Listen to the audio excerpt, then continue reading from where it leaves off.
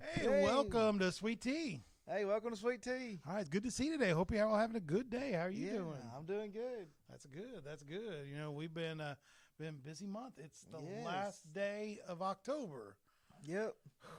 which means we're at trunk or treat time. Yep. Trunk or And treat. and Reformation Day, right? Yeah. Have you gone outside and nailed your 95 theses to the door yet? No, not yet. Maybe later. So, you know, Yeah. when we talk about, Protestants and us out here, I know some people like staunch Baptists, like we're not Protestants, but we're Protestants, all right. Those of us that are evangelicals, we come out of this Reformed tradition, and not the Calvinist Reformed thing, but just the good old fashioned. Hey, here was the Church of the Catholic Church, and somebody said, you're doing some things a little different, and Yeah. one of the big things is you're not reading the Bible, you're Yeah. not, and so you had Martin Luther, who nailed 95 issues, theses, 95 issues he had with the Catholic Church, and the printing press had just been invented, and they started printing it up and passed it around, and all of a sudden, history's changed forever. Maybe one of the most important historical events ever. Set aside the crucifixion of Jesus Christ, you think about some important things, and that Protestant Reformation was a huge thing. So Yep. we celebrate that because it happened Oh, on yeah. October 31st as well. Yep. Weird thing, because the holiday used to be November 1st. Mm-hmm. October 31st was All Hallows Eve, but it was the eve before All Saints Day. November 1st was a big church holiday where in the Catholic Church they've thought that all the saints would be praying for you, both the ones that are living and the ones that are now in heaven, and so they were like, anything that you do bad, the next day you get to pray for it and it'll be wiped away, and that's why it became a day where people got their demons out, sort of thing. Yeah. But that's not why Martin Luther did it. He did it because everybody would be at church the next day. So he's like, well, people are going to be at church next day. He put it up there on Yeah. October 31st, and here we go. But hey, how are you doing? Did you survive the month? Oh yeah, I survived the month. Yeah, we only had one kid get sick, so. Really? All right. Still less than 24 hours. We'll see about that. Oh, I know. But no, it was big. I mean, so many things going on with church events, your team kids activities Mm-hmm. rolling. But we had a family night. We had multiple meal nights where we ate Yeah. up here at the church. We had a lot of things going on. Got to meet a lot of people in the community. So how did you when you were out there, how did you feel interacting with people was going with you? It's going good. There's a lot of people that had a very positive response to everything. And matter of fact, we even had our last team kids night. We even had a little girl there that came to the pumpkin patch, and she decided that she wanted to come to Team Kids. That's so. great. That's great. That's why we do some of these things. Trunk or treat tonight. One of the reasons we do it is we want people to become familiar and comfortable with the people in the church, so that when we do our next Team Kids night, so that when we do Sunday morning and everybody gathers up at the foot of the altar in order to do children's sermon, that they'll be comfortable being a part of those things. And so I really enjoyed it. Now, for me, my first pumpkin patch year, and it was the first year we did it, Philip Brown thought this would be a good way for us to kind of post-COVID be outside and get people to kind of interact with the church again. But for me, the biggest impact I had was I went out there and got to sit out front with, in particular, that first year, Perry Kraft did like the morning every single day that very first year we did it, and he still did it. Oh, yeah. Probably our hero, Perry and Judy Kraft, they did every week, 3-4 times a week. They did the day that it was so cold that you couldn't be outside because it was windy and cold. They did the day that was wet out there. They did it all. They were here for all of it. But sitting out there and just being able to hear stories. I mean, this year the Pleasants came out and got to spend time just talking with them, enjoyed that.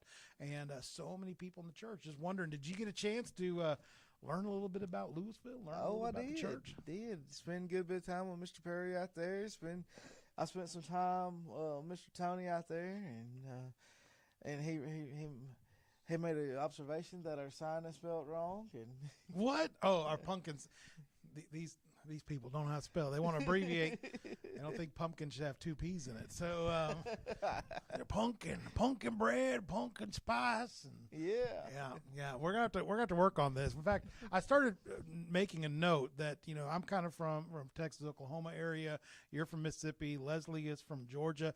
At some point in time, we're going to totally confuse everybody in the church. No one will understand any of the things that we're saying. They'll pick up so many regional dialect things that's going on that there'll be no doubt that you're from Louisville Baptist Church because somewhere or another you're going to be saying some sort of Mississippi colloquialism mixed up with something from Oklahoma and be ready to go. So you're going to be getting your pumpkins. So we're ready for that. Excited about that. But yeah, it was a good time, real good time. We got one last thing, trunk or treat tonight. So I know technically trunk or treat is actually one of our outreach committee's events that they're doing, but kids are involved in it, and so I know you're going to be out there heavily. But we were a little nervous about weather, and I know Sunday, and it's kind of one of those things like when school cancels because the weatherman says there's going to be snow tomorrow, and they cancel school, and you wake up the next day, and the system's blown through, and there wasn't enough water, and so it didn't actually snow at all, and it was a sunny day and stuff like that. It's kind of how it's turned out for us today. I think even the preschoolers could have been outside earlier because it really wasn't even that wet this morning, but it's definitely not going to be wet tonight. So we made a little hybrid idea.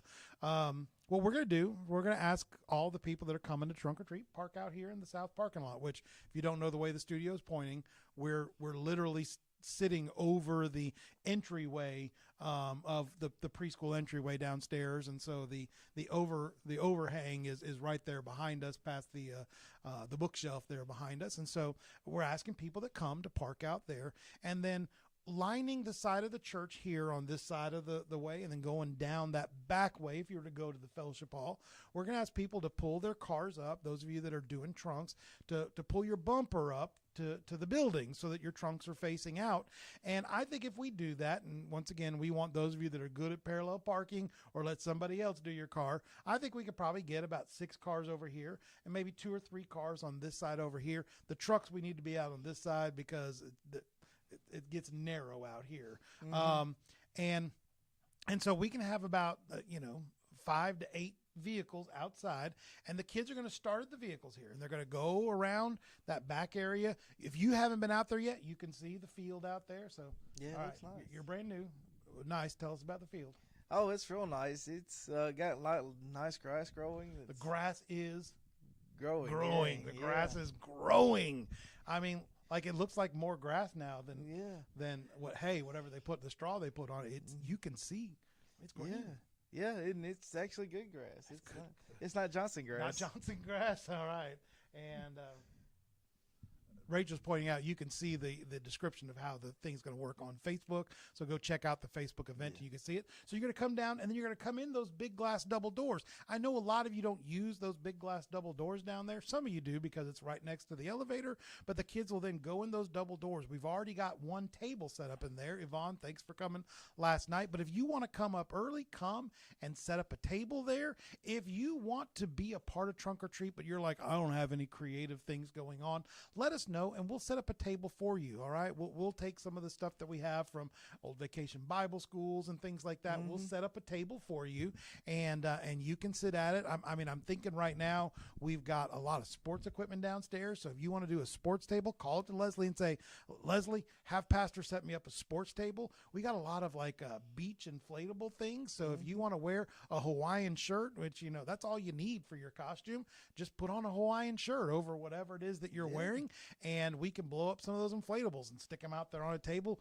Bam, you're ready to go. We'll give you a bag of candy. But if you want to bring your own thing, if you want to set up your Wake Forest table and come and bring your Wake Forest memorabilia.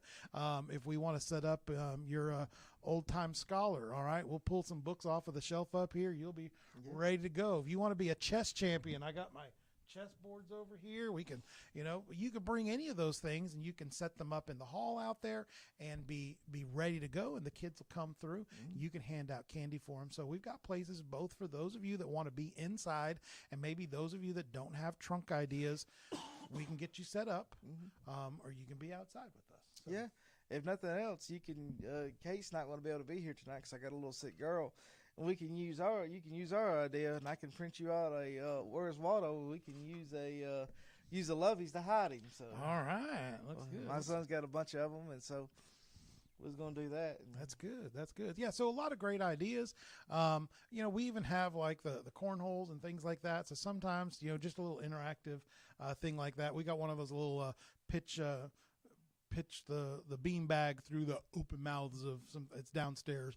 And so, we could set up some things like that. It'd be super easy for you to do. And you can come and be a part of that. Kids like some of those little interactive things that you can do, and let them be a part of it. So we want you to come. Yeah. Be a part of that, just to enjoy the evening tonight. We do have some people in the church, and you guys knew it. We talked about it Sunday. I think it's just that time of season. We've got people that are going through their regular cycle of getting the flu or a cold or allergies or COVID or whatever it is. And I think maybe for the next couple of weeks, we're probably going to have about 10 to 20% of our people that are battling with it. And right now, some of our faithful people that would be in trunks are some of those that might not be able to make it tonight. And so, you coming up and saying, give me a trunk, Pastor. We'd love for you to be a part of doing that. And so if you want to come up today and set something up, that'd be great. I'm going to get my car out there early and get it ready to go. And you might want to get your stuff up ready to go as well. We'll get Caleb to come as a biker. He biked up to the pumpkin patch the other day. It confused me because I'm like, who's coming to a pumpkin patch on a motorcycle? And then I realized, it was just Caleb coming out. He's like, I just wanted to get out for a ride. And his ride was from the mock house. The mock house here. It was like a half a block. He's like, I know, I just wanted to ride. So, but yeah, whatever it is that you enjoy doing. He was saying, it's NASCAR season's wrapping up. Maybe you got NASCAR stuff. Maybe you're a baseball fan. I've got a Texas Rangers hat if you want it because they won their game last night. All right. Texas Rangers now up 2-1 in the World Series. So we're good to go. But yeah, a lot of things. And then this week is our full Wednesday night, right? Yes. So tell people what they can look forward to on Wednesday night. Yeah, this Wednesday night we're going to have, of course, our meal. Always spaghetti. Okay, yeah, we got spaghetti this week, and then then after that, with kids with messy faces, we're going to have Team Kids, and this week in Team Kids we're going to be looking at the baptism of Jesus, and so we're going to have a great time with that. We got a bunch of fun games to play, and got some great things to learn. And hey, Caleb, if you're watching us on Facebook, you've missed a whole bunch of this because we've been streaming on YouTube, but not Facebook. Hey, Facebook people. Hey. Sweet tea with the pastors. Lots of stuff and then things and then trunk or treat. And he was telling us about Wednesday night. We caught you up. That's everything. We need extra trunks. We need extra people out there. We'd love for you to be a part of it. And we'd love for you to help. If you don't want to be outside because it might be cold or in the rain, it's not going to be rain, but it might be cooler for you. We've actually got tables we're setting up inside. When you get here, we'll show you that we've got places both for you to be inside or outside. And if you need us to help you pre-set a table up for you and you just want to come and sit and hand out candy, just call up Leslie and say, hey, set me up for a table, and we'll get a table set up and ready for you to go. Sorry to interrupt you, Caleb, but I was looking at that little button. It's red, the button, when it's the end button, but it's blue when it says start. Blue is start, red is stop, and it was blue, and I was like, uh-oh. So, so Facebook people, thanks for hanging on with us. You can catch up the rest of it on. See, look, if I look now, I noticed that Rachel is saying you are not broadcasting on Facebook. This is why it's important for me to have glasses so I can see that stuff far away. There you go, and I got a smiley face. Thanks, Rachel. I mean, I saw your first. No, I didn't see your first comment. I just saw that you posted a comment. All right. I didn't read it. I just like, hey, people are interacting. We're good to go. All right. Here we go. All right. Caleb. All right. Wednesday night. So this Wednesday night. Spaghetti. Yes, we're having spaghetti. All right. And then we're going to have Team Kids. And Team Kids, we're going to be doing the baptism of Jesus. So we're going to be talking about that and the importance of that and what it means for us and, what it meant back then to them. You want a fun party idea with spaghetti? All right. My parents did this at a Sunday school party many decades ago, and I've used it multiple times at church events. You want a fun event to do, and this was like they went to a fancy like it was a fancy Christmas party.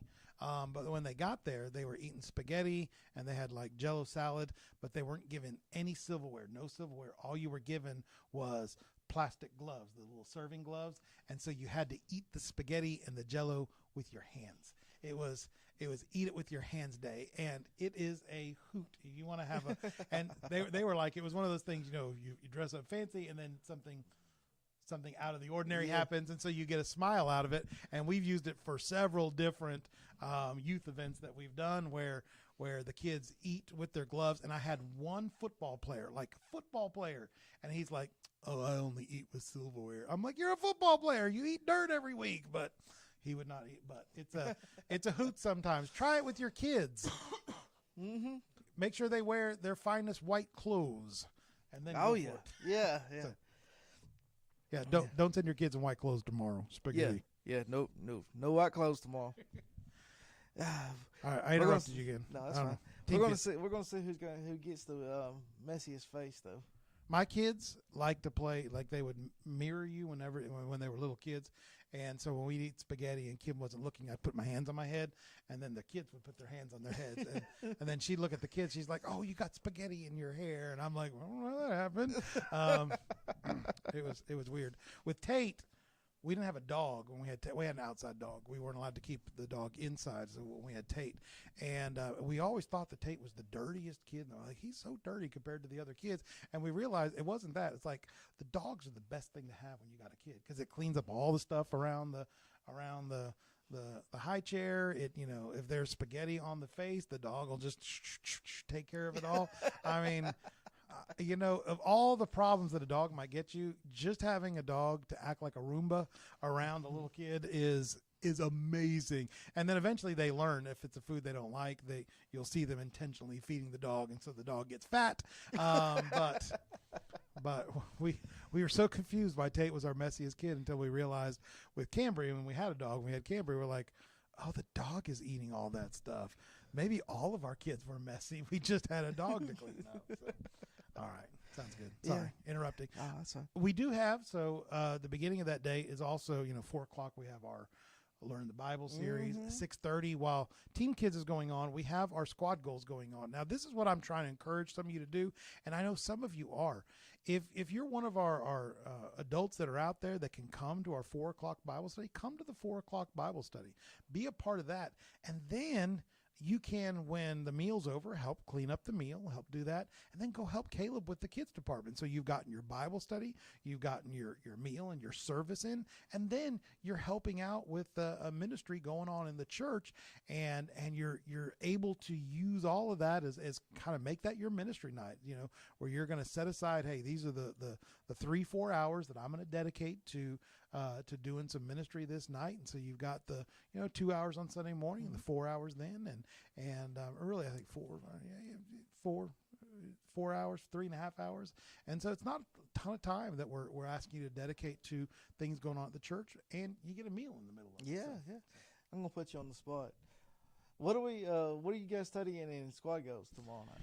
So the whole point of squad goals, when we started it back in the beginning, was trying to help, especially new families and new Christians, to realize that if we want to accomplish the things that God wants us to accomplish, we have to have goals in our lives.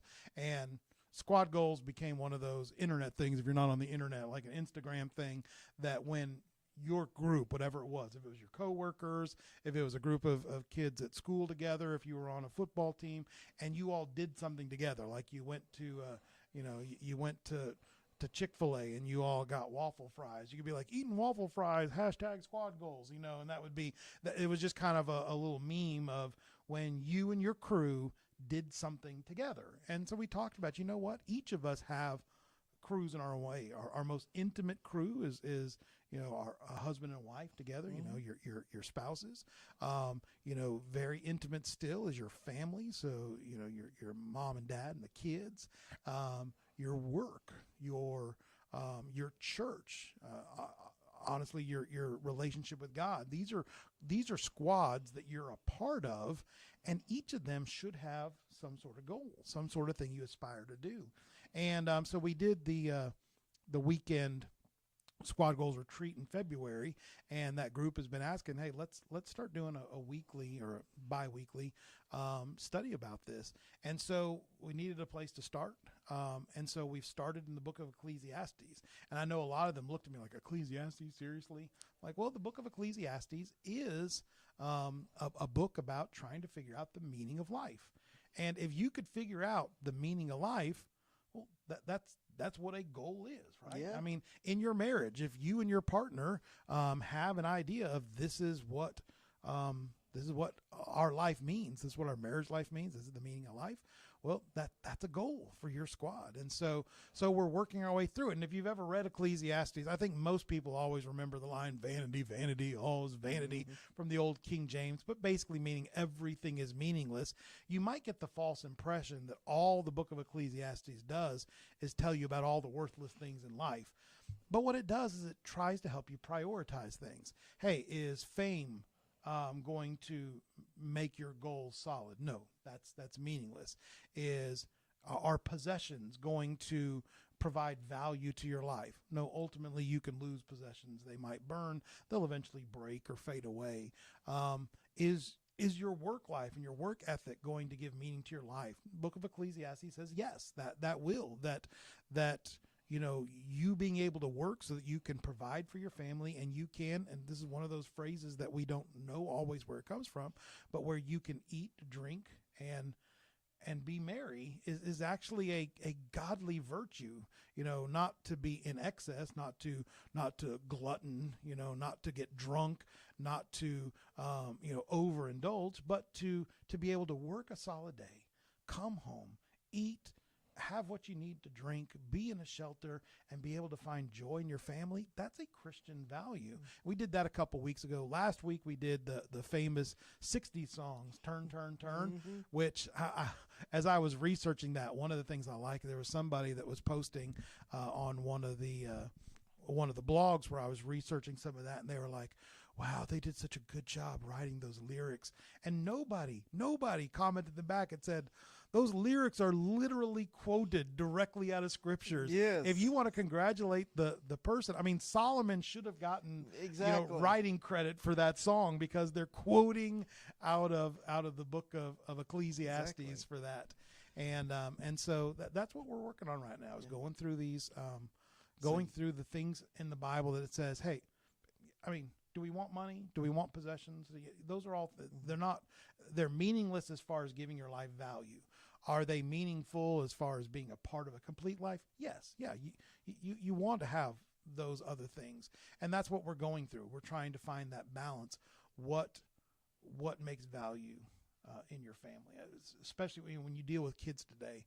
It's one of those really big issues that we deal with young people today, is that there are a lot of parents out there, especially a lot of like workaholic dads, that think that by working 90 hours a week, and bringing home the big Skrilla that my kids would talk about, bringing home the big bucks, that's what is going to, my family's going to have a car. They're going to have a house better than what I had when I was a kid. They're going to have all this stuff, and they do have all the stuff, but they are missing the one thing that they really want. It's like, hey, I want to have my family around with me. And so it's learning the value of things, the value of a dollar, the value of possessions, the value of a trip to Disneyland. It's like there is value in those things, but they can't bring value to your life. Your life that gets value from God is able to use those things as a part of what God does, but they can't be the vision of your family. Yeah, that's good. I will say this. When I was younger, we used to have a joke that said that song's for the birds. Yeah, somebody out there will be like thumbsing that up, but yeah, it's interesting as I get older, and I listen to some of those old songs, especially those old 60s and 70s songs, when you realize a lot of that music came from people that grew up in the church, kind of came out of a gospel sort of setting, and they were trying to find stuff out themselves. If you haven't watched that movie, The Jesus Revolution, where it's talking about that whole hippie movement back in California back in the late 60s, early 70s, and you see kind of how these these people coming out of that music scene or accepting Christ and trying to blend those two. It's a real interesting to see how many of those singers at least had a workable knowledge of Christianity. Yeah. And you wonder at some point in time, they're very heartfelt trying to figure it out in their life. And in many ways, I wish we as a church, as a church in general, was able to handle that transition better, to be able to, and we're going to be talking about this in our pastor stuff, to be able to disciple them better. Because we used to think discipleship was about making little cookie cutters of the previous generation. And when those kids in the 60s and 70s didn't look like Leave It to Beaver, then those kids got disillusioned because they said, God must not be for me. When in reality, God is exactly for them. God is for everybody. God has a vision, a plan for every person out there. And the church just stopped speaking truth into those kids' lives in many ways, and let the world then speak that into them. And when the world started speaking into them, then the world led them down some paths that now we see are not healthy and are having generational issues with some of those families. And so Yeah. All right. Well, we got a lot of stuff going on today, and so we just want to encourage you and love on you. If you are watching on Facebook, please look us up on YouTube. In fact, if you haven't done that anyways, get onto YouTube. Go and not just like YouTube, but subscribe to our YouTube page. We've now crossed, since you've been here, we've now crossed the 70 mark, and I know probably some of that is his family, but we've crossed the 70 mark. We're pushing for 100. Now, YouTube is a weird thing that YouTube viewers beget YouTube viewers. The more people watch what's going on, the more other people are going to be encouraged. Hey, you might regionally want to watch this. If there's 100 people watching, that's that first YouTube threshold. Eventually, when we get to 1 million people, we'll get a fancy, YouTube button to stick on the shelf back here. But that's never going to happen. But just hitting 100 is one of those marks for YouTube to say, we're going to treat you differently than those people that are not at 100. And so if you haven't watched the stream on YouTube, go watch it on YouTube and subscribe. And it's going to say you need an email address. You've got one. And if you don't have one, you can get a free Gmail address. Go on to Gmail, make yourself a Gmail account. But if you've got a cell phone, every cell phone today is connected to some sort of email address. And so get on there. Log on to our YouTube channel. I'd love to see us get into the hundreds by our Christmas season. That's a big ask because I know that all of our faithful people are already subscribed. But if you're watching here on Facebook, go on to YouTube. And I like YouTube because I can watch, probably most of us could watch YouTube on your TV. Like you go home and if you have internet in your house, your TV is probably connected to the internet if you have cable or something like that. And you can turn on a YouTube app or the YouTube station, and you can find Lewisville Baptist Church, us at Lewisville Baptist. You can find Lewisville Baptist Church on YouTube, and just subscribe to the channel. Like I said, once you're subscribed to it, I have a subscribe button on my YouTube channel, and so I can go straight to it. It's Lewisville Baptist Church. It has the brown LBC fish, so the LBC fish that you see everywhere. It's got that brown LBC fish, so you know that it's us. You can click on that, and Sunday morning worships, Sweet Tea with the Pastors, Lewisville Mornings, Wednesday evening Learn the Bible series is working on there. Any of that stuff, and even like our young adult Sunday school class upstairs, they're going through an old Bible study series that we did on Wednesday night called our All Bible Study. And they're actually, when they do their Bible study, telling people, hey, go back and watch this video from 2 years ago in order to get the full understanding of things that are happening. And so we're excited about that. Yeah. And if you can't figure out how to do it, especially on your TV, ask your kids or grandkids. They know. Your grandkids will figure it out in a second. That's true. Yeah. My 3-year-old daughter knows that you can go to YouTube and find her videos if we just let her. Yeah. and I know what you're going to say. I'm pushing that button, and then your kid pushes the same button, and it works for your kids. Yes. I don't know the logic behind that. I don't know what's going on with that, but it's a reality. There's something in their DNA. Their fingers are built different than your fingers. Maybe it's all the hard work you did back, and it's the cow's fingers. Yeah. And they have those soft, squishy computer fingers, but computers love them.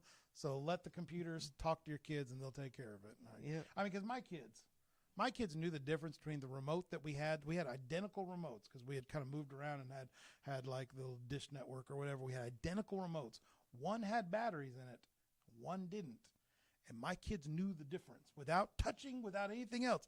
They knew which one, because we would give them the one without the batteries for them to play with. They did not want to play with that one. They only wanted to play with the one with the batteries in it and then change the stations and get stuff messed up. And we're like, why? Why won't you play with the one that doesn't have? Kids know. Yep. All right. All right. Johnny's watching, but he's watching from the beginning. All right, good to see you guys. We're gonna pray and we're gonna be done. And so, Caleb, if you'll close us in prayer, and then we'll run out of here. Yes, sir. Dear God and Heavenly Father, we thank you for this wonderful time, the month that we've had. Lord, I pray that you just continue to be with us in the month of November. God, I pray that you be with Trunk or Treat tonight. God, I pray that we can touch lives for your glory. God, I pray that though it's going to be a little different, Lord, I pray that you still bless it in your name. And God, we thank you for this loving church. We thank you for all the blessings that you pour upon this church, God. Pray that you forgive us when we sinned against you, Lord. In Jesus' name, amen. Amen. All right. Well, you guys have a great day, and we will see you tonight. All right. Talk later. Bye. Bye.